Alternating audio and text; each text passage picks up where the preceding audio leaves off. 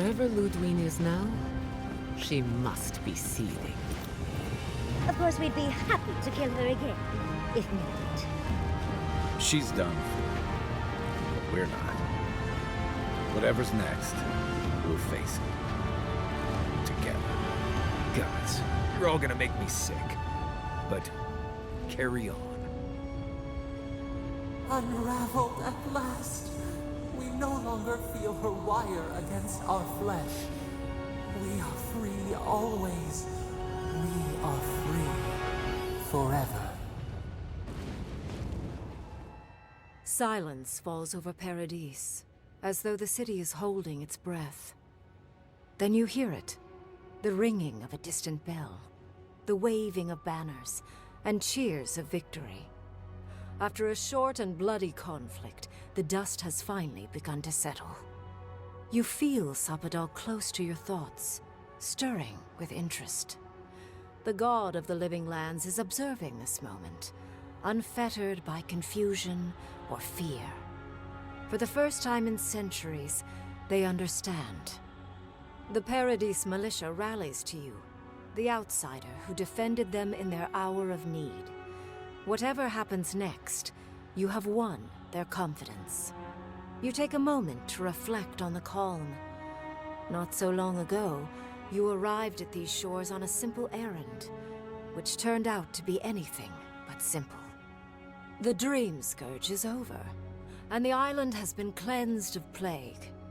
A time of healing and mourning follows.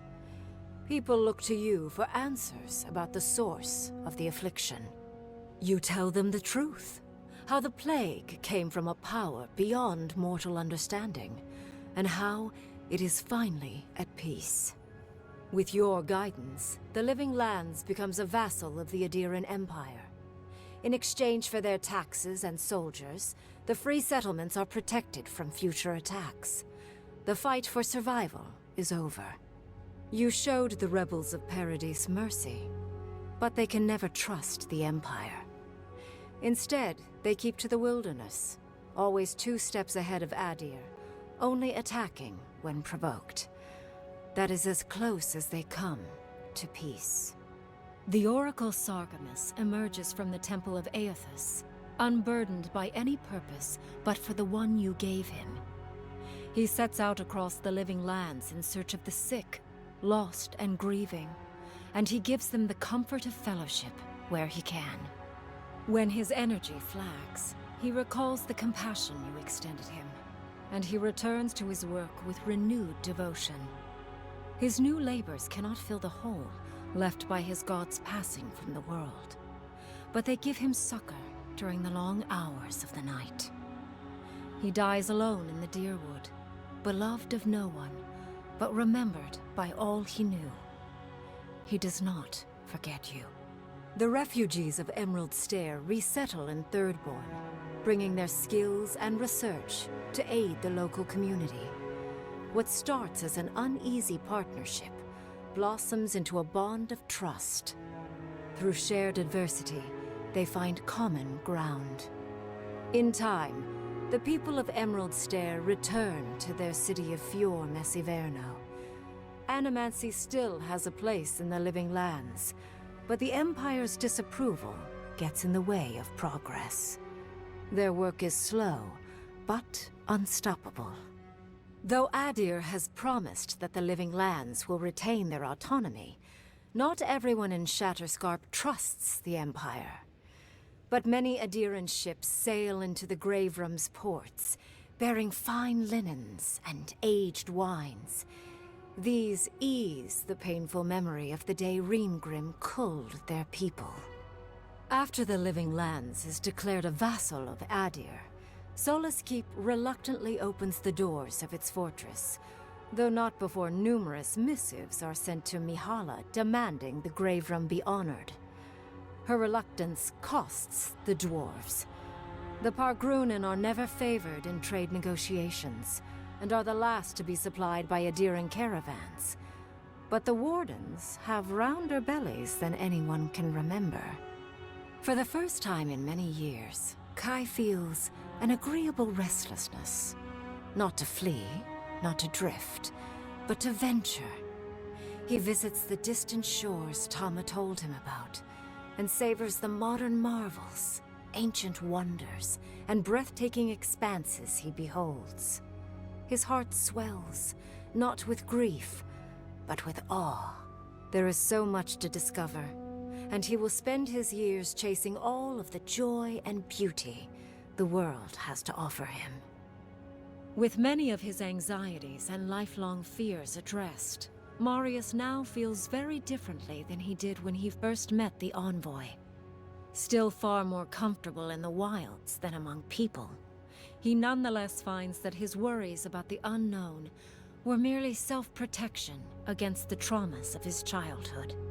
Armed with this knowledge, he finds himself more capable of living in civilization, and far less fearful of his home in Galawain's tusks. While he never regains his former place as a Warden of Solace, he spends his time traveling between Solace and Thirdborn, acting as a stubborn ambassador between the two. Giada continues to improve as an animancer. She dedicates her work to the spiritual health of the living lands, nurturing instead of exploiting. Others follow her example, seeking her tutelage from lands far and wide. In the years to come, rumors spread of a secret society gathering in the wilderness, where animancers work in harmony with nature. The dream of Fiormes Iverno lives on in her. In a past life, Yatsley was given a task: protect the history and knowledge of the godless. Now, many lifetimes later, she continues upholding that oath.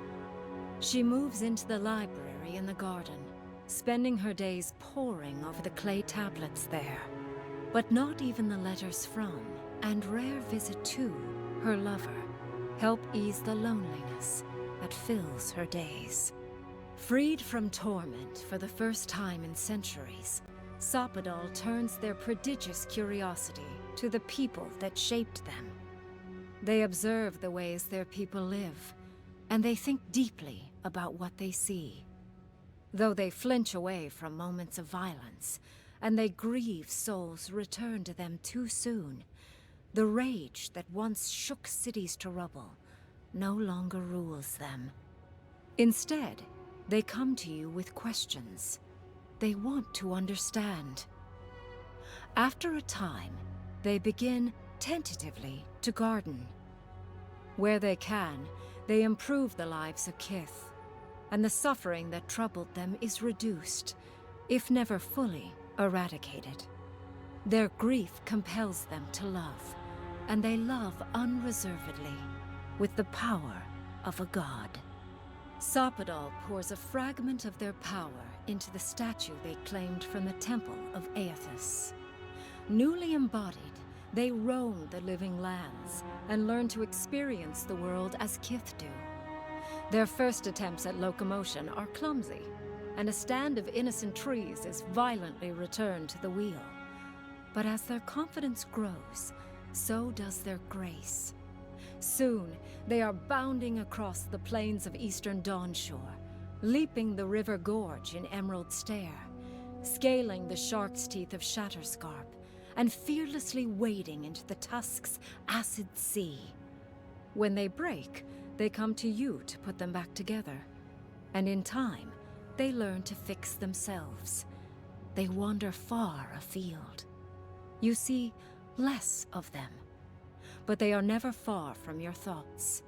And on the rare occasion they return, they always bring you something beautiful and strange. The sounds of celebration pull you out of reverie. Many are waiting to greet you with open arms. You take a moment to catch your breath and savor it, because everything is about to change.